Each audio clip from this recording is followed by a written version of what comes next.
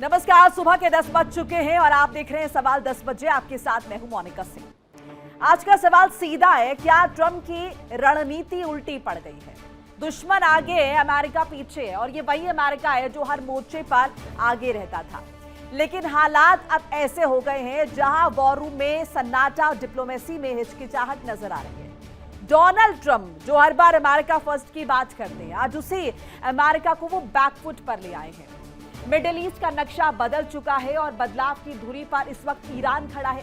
Iran के विदेश मंत्री अब्बास अरागची का पाकिस्तान दौरा महज एक कूटनीतिक यात्रा नहीं बल्कि एक बड़ा संदेश है। ओमान से होते हुए इस्लामाबाद पहुंचे अरागची ने साफ कर दिया कि ईरान अब डिफेंसिव मोड में नहीं है, बल्कि वो फ्रंट फुट पर खेलकर शांति की शर्तें तय करना चाहता है। और ठीक उसी वक्त जब दुनिया उम्मीद कर रही थी कि शांति की राह खुलेगी, अमेरिका ने अपना पासा पलट दिया। डोनाल्ड ट्रंप ने अपने दूत का पाकिस्तान दौरा रद्द कर दिया। वॉशिंगटन का यह फैसला कूटनीति के जानकारों के लिए किसी झटके से कम नहीं है। सवाल बड़ा है, क्या यह ट्रंप का पावर प्ले है या फिर रणनीति में आई एक बड़ी खामोशी? ईरान ने इस मौके को खाली नहीं जाने दिया। अरागची ने जो कहा वो ट्रंप प्रशासन पर सीधा अटैक है, सीधा हमला है। उन्होंने दो टूक कहा, हम व्यवहारिक रूपरेखा पेश कर चुके हैं, अब अमेरिका को तय करना है कि वो गंभीर है या नहीं। ईरान के तेवर ने अमेरिका को कटघरे में खड़ा कर दिया है। क्या ट्रंप के पास कोई जवाब नहीं बाकी है? क्या अमेरिका की पीछे हटने की नीति उसे इस जंग में अलग थलग कर रही है? पाकिस्तान की धरती पर ईरान का ये सक्रिय कूटनीतिक अभियान ये बताने के लिए काफी है कि ट्रंप की घेराबंदी करने की योजना शायद खुद ट्रंप के लिए ही मुसीबत बन चुकी है। अब दुनिया की नजरें व्हाइट हाउस पर है। अगर ट्रंप बातचीत से भागते हैं तो ये उनकी कूटनीतिक हार मानी जाएगी, और अगर वो लौटते हैं तो शर्तें शायद अब उनकी नहीं ईरान की होंगी। आज सवाल 10 बजे में अपने खास मेहमानों के जरिए ये समझने की कोशिश करेंगे कि क्या ट्रंप की रणनीति उल्टी पड़ गई है, क्या सुपर पावर अमेरिका कूटनीति के इस खेल में चेकमेट हो चुका है। ऐसे बहुत सारे बड़े सवाल हैं जिन पर हम चर्चा करेंगे, और इस बीच कुछ सवाल भी जो है उठते हुए नजर आ रहे हैं। ये सवाल ये उठ रहे हैं कि देखिए, ये जंग या शांति डेडलाइन टिक टिक, क्योंकि घड़ी लगातार चल रही है।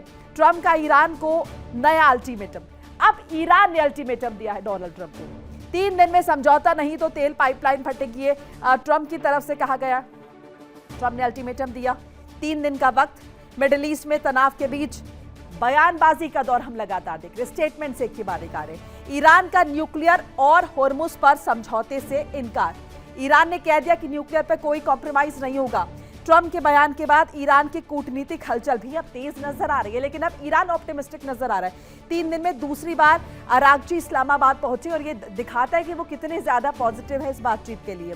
3 दिन में दूसरी बार अरागची ओमान पहुंचे, जहां करीब 18 घंटे का वक्त उन्होंने बिताया, स्पेंड किया ये वक्त, और ये दिखा रहा है कि वो कितने ज्यादा ऑप्टिमिस्टिक है बातचीत के लिए।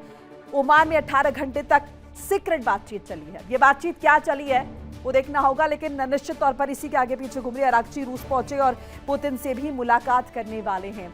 अब क्या पुतिन से भी इसी बात पर मुलाकात होनी है? ये कहीं ना कहीं बड़ा सवाल है। इन सब के बीच ईरान का नया फॉर्मूला आपको बता दें। ईरान का अमेरिका को नया प्रस्ताव है, क्योंकि ईरान आतुर है बातचीत के लिए। नया प्रस्ताव भेज दिया। पहले होर्मुज स्ट्रेट खोलने की शर्त, होर्मुज स्ट्रेट पहले खोल लेते फिर बातचीत करेंगे। पहले भी ईरान ये कह रहा था और अब ये फिर से ईरान ने दोहराया है। परमाणु मुद्दे पर बाद में बातचीत होगी, ईरान की तरफ से कहा गया। परमाणु पर बाद में बात करेंगे, पहले होर्मुज स्ट्रेट हम खोल देते हैं, आप नाकाबंदी खोल दीजिए, बातचीत के टेबल पर आ जाइए। परमाणु के मसले पर बात नहीं होगी। बातचीत फिलहाल पूरी तरह ठप है, अभी ये वार्ता नहीं हो रही है, लेकिन कोशिश ईरान की तरफ से की जा रही है। अमेरिका ने अल्टीमेटम तो दिया है, लेकिन अब ये समझ नहीं आ रहा कि बातचीत होगी या नहीं होगी। ईरान के अंदर भी मतभेद गहरे हैं, क्योंकि एक कट्टरपंथी सोच भी ईरान में है, IRGC की सोच, और दूसरी तरफ अगर हम देखें वहां के विदेश मंत्री और राष्ट्रपति का जो रुख है वो अलग नजर आता है। सो कहीं ना कहीं वो मतभेद गहरे, लेकिन इसे लेकर भी कोशिश ईरान लगातार कर रहा है। आसान मुद्दों पर पहले समझौता चाहता है तेहरान, ये नया फॉर्मूला है ताकि कुछ तो हो कम से कम। सो ऐसे में जो आसान मसले उन पर पहले बात कर ले। अमेरिका इस प्रस्ताव को लेकर परेशान है, ये भी कहीं ना कहीं नजर आ रहा है। अब देखिए, ईरान का अमेरिका को नया प्रस्ताव जो है, जिसके बारे में हम लगातार बात कर रहे हैं, कि सबसे पहले ये कोशिश जो है वो करनी चाहिए यहाँ पर अमेरिका को कि वो पहले बातचीत की मेज पर तो आए। अब जिस बात पर अमेरिका अटका हुआ था कि पहले हॉर्मुज स्ट्रेट खोल दे, उस बात पर तो कहीं ना कहीं अब ईरान भी नजर आ रहा है बात करता हुआ। और ईरान ये कह रहा है कि चलिए पहले हॉर्मुज स्ट्रेट खोल देते हैं, बाकी की टेबल पर आते हैं, लेकिन परमाणु के मसले पर बात बाद में करेंगे। और इसी पर चर्चा करने के लिए कुछ खास मेहमान जुड़ चुके हैं, एक एक करके तारुफ करा देते हैं। Group captain doctor V N Jha retired रक्षा विशेषज्ञ के तौर पर जुड़ रहे हैं। Major general Rajan Kochar retired रक्षा विशेषज्ञ के तौर पर जुड़ रहे हैं। डॉक्टर स्वतंत्र कुमार विदेश मामलों के जानकार हैं और करोड़ी सिंह भू राजनीतिक विशेषज्ञ हैं। आप सभी का बहुत बहुत स्वागत है। और चर्चा की शुरुआत करें इससे पहले एक अपडेट जरा साझा कर ले। ईरान का अमेरिका को बड़ा प्रस्ताव जो है वो आया है। ईरान का अमेरिका को बड़ा प्रस्ताव, पहले हॉर्मुज स्ट्रेट खुलेगा और फिर होगी शांति की पहल। पहले हॉर्मुज स्ट्रेट पर बात होगी, खुलेगा। परमाणु मुद्दे पर बातचीत अभी नहीं है, बाद में होगी इस पर चर्चा। अमेरिकी अधिकारी और सूत्रों ने रिपोर्ट की पुष्टि की है। वॉशिंगटन तेहरान के बीच बातचीत फिलहाल ठप है। इस्लामाबाद की मीटिंग भी बेनतीजा रही है। ईरान के अंदर भी परमाणु रियायतों पर मतभेद है, क्योंकि आईआरजीसी किसी भी कीमत पर इसे लेकर अगर हम देखें वो रजामंद नहीं होगा, सहमत नहीं होगा। इसीलिए कहा गया है कि इस मसले को बाद में देख लेंगे, पहले कम से कम जो आसान मसले नजर आते हैं उन पर बात कर लेते हैं। जैसा पहले आपके पास आ रहे हैं, अब देखिए पहले अमेरिका ये कह रहा था कि हॉर्मुज स्ट्रेट ईरान की तरफ से खोले, फिर हम नाकाबंदी भी खोल देंगे, बातचीत हो जाएगी। अब तो ये ईरान भी कह रहा है, फिर दिक्कत कहां पर पेश आ रही है?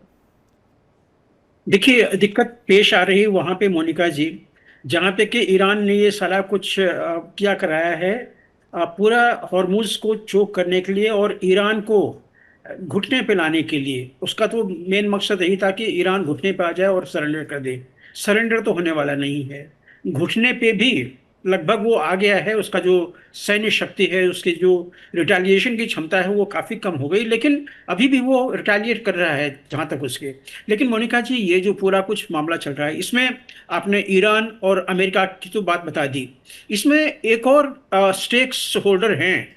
एक नहीं कही, बहुतों सारे स्टेक होल्डर्स हैं जिनका एक ग्रुप है, और वो है उपभोक्ता जो यहाँ से एनर्जी लेते हैं। देखिए, पूरे यूरोप में एक अनईज है कि ये जो ट्रंप ने जो ब्लॉकेट लगा रखा है, तो ये ब्लॉकेट के चलते उनको ऑयल जा नहीं रहा है। अगर ईरान को टोल टैक्स देना है, अगर $1 पर बैरल, तो ये तो वो लोग समझ रहे हैं कि अभी अगर हम $100 पर बैरल हम खरीदते हैं तो हम समझ लेंगे कि ये $101 है। हालांकि ये अनैतिक है ईरान का ये टोल टैक्स, लेकिन जो उपभोक्ता है जिनको अब तो ईरान मुझे लगता है इस कंडीशन पर आ गया ना कि वो अपनी तरफ से कह रहा है कि हम हॉर्मुज स्ट्रेट को खोल देते हैं, ताकि वो ये अमेरिका को कन्वे करा कि भाई हम खोल रहे हैं, आप भी आगे आइए और नाकाबंदी खोल दीजिए। अब स्थिति कहीं ना कहीं ये फंसती नजर आ रही है कि अमेरिका को लग रहा है अगर नाकाबंदी खोल देंगे तो ये तो अपना व्यापार शुरू कर देंगे, फिर हम दबाव बनाएंगे कैसे? मोनिका जी, अगर आप ईरान के पहले वाले स्टेटमेंट पे जाइए, जबकि उन्होंने कहा था कि ये हॉर्मुज खुला हुआ है, तब भी जब उन्होंने कहा था हॉर्मुज खुला हुआ है, लेकिन शर्त वही थी कि जो भी जितने भी प्लेयर वहां से लेके जा रहे हैं ऑयल, उनको टोल टैक्स देना पड़ेगा। तो ये बिल्कुल क्लियर नहीं है कि क्या ईरान टोल टैक्स वसूल नहीं करेगा। ये एक बड़ा क्वेश्चन है जो अभी उन्होंने क्लैरिफाई नहीं किया हुआ है। तो इसीलिए ये बड़ा सीधा साधा नहीं है। जब बातचीत के टेबल पे बैठेंगे तब ये चीजें क्लैरिफाई होगी। ये एक पेज आपने जो बोला ये बिल्कुल सही बात है कि इससे लेकर तो कोई क्लैरिटी अभी तक दी नहीं, क्योंकि अमेरिका तो इसी बात पर अड़ा था ना कि वो टोल आप जो वसूल रहे हैं वो हम वसूलने नहीं देंगे। मेजर कोचर, आपको क्या नजर आता है जिस तरीके से इस्लामाबाद के चक्कर लगा रहे हैं ईरान का डेलीगेशन, उसके बाद अब रशिया का रुख कर रहे हैं, आपको लग रहा है वो ज्यादा आप सीरियस नजर आ रहे हैं अमेरिका के कंपैरिजन में इस बातचीत को लेकर? Monica ji, it's not major, it is major general. So I'll just I'm so sorry. On that. Yeah, I'll correct. Okay, दूसरा एक चीज आप इसकी समझिए कि एक ट्रस्ट डेफिसिट है, और उस ट्रस्ट डेफिसिट को जब तक आप दूर नहीं करेंगे कोई बातचीत नहीं हो सकती। और पहला जो आपका मेजर है एक ट्रस्ट डेफिसिट को दूर करने के लिए, जैसे ईरान ने 10 दिन के लिए अनाउंस किया था यूनिलैटरली कि वो स्ट्रेट ऑफ हॉर्मुज को खोल रहे हैं, तो अमेरिका को भी 10 दिन के लिए उसको ये ब्लॉकेड अपना खोल देना चाहिए था। बिकॉज इसमें प्रेशर की कोई बात नहीं, इसमें आप खाली 10 दिन के लिए खोल रहे हैं, और उस 10 दिन की में जो आपकी बातचीत होगी, ये अगर वो एक पॉजिटिव डायरेक्शन में जाएगी तो फिर खुला रहेगा, और अगर एक पॉजिटिव डायरेक्शन में नहीं जाती है तो उसको फिर से बंद हो जाएगा। तो ये इस टाइप की कॉन्फिडेंस बिल्डिंग मेजर्स बहुत इंपॉर्टेंट है। बिकॉज अब आपने इसको पाकिस्तान को क्यों लगाया बीच में, इसलिए लगाया ना कि आप डायरेक्ट 1-to-1 बातचीत नहीं करना चाहते, बिकॉज आप एक दूसरे की शक्ल नहीं देखना चाहते, इतनी नफरत और गुस्सा है एक दोनों के बीच में, और इसलिए आपने एक थर्ड पार्टी मीडिएशन के लिए लगाया।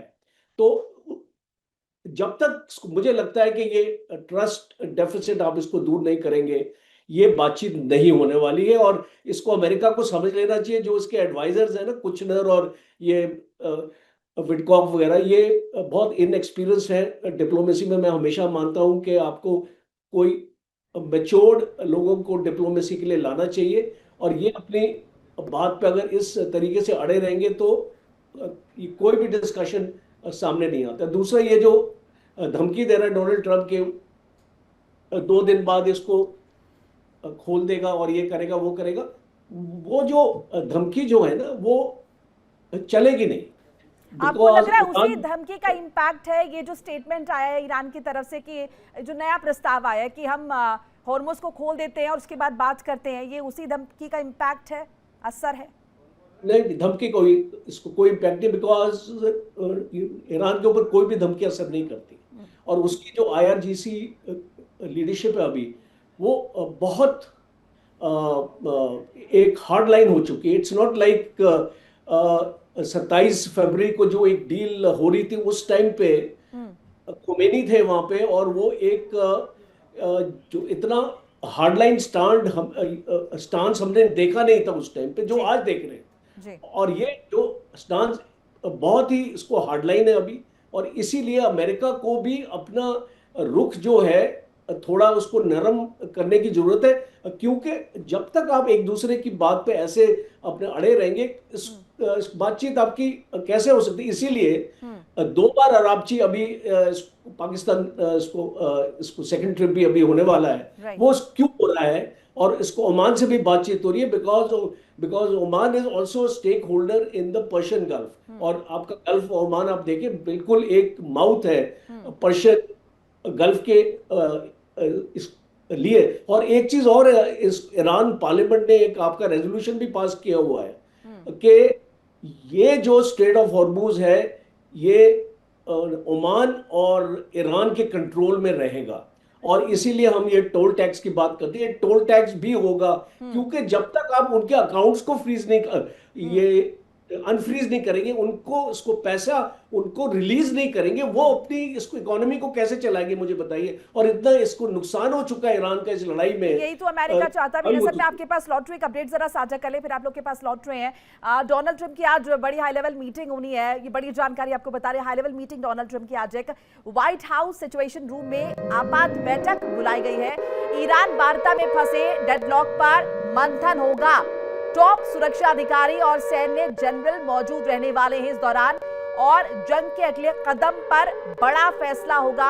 ये इंफॉर्मेशन साझा करे, बड़ी जानकारी है इसी वार्ता से जुड़ी हुई। और एक high level meeting Donald Trump की आज होनी है व्हाइट हाउस सिचुएशन रूम में। आपात बैठक ईरान वार्ता में फंसे डेडलॉक पर यह मंथन होने वाला है। डॉक्टर कुमार, ये जिस मंथन का हम यहाँ पर जिक्र कर रहे हैं, आपको लग रहा है इसके बाद कुछ नतीजा निकलेगा, कुछ नरमी डोनाल्ड ट्रंप के रुख में आएगी? क्योंकि अभी हम देख रहे हैं कि ईरान के केस में तो ऐसा कुछ नजर नहीं आ रहा। जी मोनिका जी, देखिए बड़ा इंटरेस्टिंग जंक्शन है सारे वॉर सिनेरियो में जी। इंटरेस्टिंग इसलिए है, देखिए ईरान की जो इकोनॉमी है वो 300 बिलियन US डॉलर्स की इकोनॉमी है। इसमें 6% का सालाना कॉन्ट्रैक्शन हो रहा है, कम हो रही है वो। इन्फ्लेशन इतना ज्यादा है, फूड इन्फ्लेशन 100% हो चुका है। जो ब्लॉकेड किया है अमेरिका ने, वो अब कहीं ना कहीं सक्सेसफुल होता हुआ नजर आ रहा है, क्योंकि इस बार ईरान की तरफ से प्रपोजल गया है कि हम हॉर्मुज खोलने के लिए तैयार हैं, आप भी खोल दीजिए। वजह समझिए, वो इसलिए खोलना चाहते हैं क्योंकि अब वो थोड़ा फंसा हुआ महसूस कर रहे हैं। इकोनॉमी की हालत बहुत खराब है, और IRGC जो मेन कंपोनेंट है ईरान की पॉलिटिक्स में, वो करीब 30 बिलियन US डॉलर सालाना कमाता है ऑयल एक्सपोर्ट करके, और वो भी शैडो फ्लीट के द्वारा। वो ऑयल नहीं एक्सपोर्ट कर पा रहा। तो कहीं ना कहीं IRGC की भी सहमति होगी इस बात में कि चलिए हॉर्मूज खोल देते हैं, बाकी एटॉमिक रिलेटेड बातें जो है, न्यूक्लियर बातें, वो बाद में कर ली जाएंगी। अब दूसरे पक्ष पे हम आते हैं अमेरिका पे। अमेरिका शुरू से, जब इजराइल के कहने पे उसने ये वॉर शुरू की थी, तब से वो अपने आप को फंसा हुआ महसूस कर रहा था 2-4 दिन के बाद से ही। और स्थिति ये थी कि उन्होंने एक बार ये भी सोचा कि हम बूट ऑन ग्राउंड प्लान करते हैं। खार्ग आइलैंड पे कब्जे की उन्होंने बात की, लेकिन उस पे आगे नहीं बढ़े।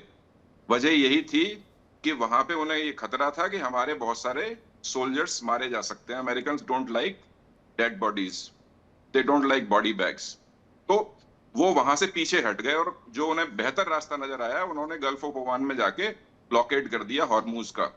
तो जब ये प्रपोजल आया है ईरान की तरफ से, तो मुझे लगता है कि ट्रंप साहब का इस पे रिएक्शन पॉजिटिव होगा। जो मीटिंग की बात आप कर रही हैं, आज करने वाले हैं, हाँ। मुझे लगता है इस पे कुछ ना कुछ सहमति बन सकती है और ये वॉर जो है ऑलमोस्ट क्लोजर की तरफ बढ़ रही है, एज पर माई अंडरस्टैंडिंग। जी, एक अपडेट जरा साझा कर ले सर, लौट रहे आपके पास और बहुत ऑप्टिमिस्टिक बताए नजरिया आपने इस बैठक को लेकर। इन सब के बीच एक जानकारी जरा दर्शकों को बता दें, यूए की सुरक्षा में इजराइल के एंट्री की खबर आ रही है। यूए को मिला hi tech missile defence system. Israel ने यूए की मदद के लिए आयरन डोम भेजे हैं। ईरानी खतरे के बीच आयरन डोम से यूए की सुरक्षा। और देखिए, पहली दफा इजराइल से बाहर आयरन डोम जो है वो तैनात किए गए हैं। सिंह साहब, इस पर एक कमेंट आपका। मेरे से जी जी। देखिए मोनिका जी, ऐसा है कि इस यूएई शुरू से ही इजराइल के नज़दीक रहा है। इजराइल के साथ उनका ट्रेड भी चल रहा है और जो अब्राहम अकॉर्ड्स हुए थे उनको भी साइन किया हुआ है।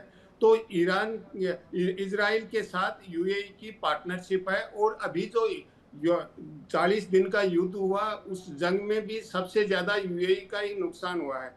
इसलिए इजराइल निश्चित रूप से वो सपोर्ट दे रहा होगा, लेकिन ये सपोर्ट कितना रिएक्टिव होगा और क्या आगे युद्ध भी होगा, ये अभी तो यही सोचने लायक है कि क्या युद्ध के लिए ईरान और अमेरिका प्रिपेयर्ड हैं। हो सकता है इजराइल प्रिपेयर्ड हो, इजराइल स्ट्राइक करना चाहे ईरान पे। इजराइल को भी क्या यूएस अलाउ करेगा? तो मुझे नहीं लगता कि अब इस तरह का स्ट्राइक होने की कोई ज्यादा संभावना नहीं लगी है। बातचीत होगी, किस रूप में होगी। जैसे आपने सिचुएशन रूम की मीटिंग की बात की, निश्चित रूप से वहां पेंटागन और जो यूएस फोर्सेज हैं वो अपना प्रेजेंटेशन देंगे पॉलिटिकल लीडरशिप के सामने कि आगे किस तरह से आगे बढ़ा जाए ईरान को कंट्रोल करने के लिए और मिडिल ईस्ट में पीस स्टेब्लिश करने के लिए। क्या किनेटिक स्ट्राइक ईरान को करना क्या वायबल है, अमेरिका के इंटरेस्ट में है? तो इन सब चीज़ों पे मंथन होगा। और मुझे लगता है कि अल्टीमेट जो डिसीजन होगा, अमेरिका की आंतरिक राजनीति को देखते हुए, मिडिल ईस्ट की स्थिति को देखते हुए और अंतर्राष्ट्रीय स्थिति को देखते हुए, अल्टीमेट जो डिसीजन होगा यही होगा कि बातचीत को आगे बढ़ाया जाए। एक दूसरा हम इसको बात कर रहे हैं कि ब्लॉकेड कर रखा है, जो नाकाबंदी कर रखी है, जो अमेरिका की नाकाबंदी है वो इंटरनेशनल वाटर में है और उन्होंने एक्सपेंड भी कर दिया है इंडियन ओशियन में, पैसिफिक ओशियन में, जहां भी ईरान का कोई शिप जाएगा। तो देखिए इंडिया डेली 24/7 अब आपकी स्मार्ट टीवी पर। इंडिया डेली मौजूद है सभी डिजिटल प्लेटफॉर्म पर लाइव और लगातार। इंडिया डेली 24/7 हर दिन राष्ट्र को समर्पित।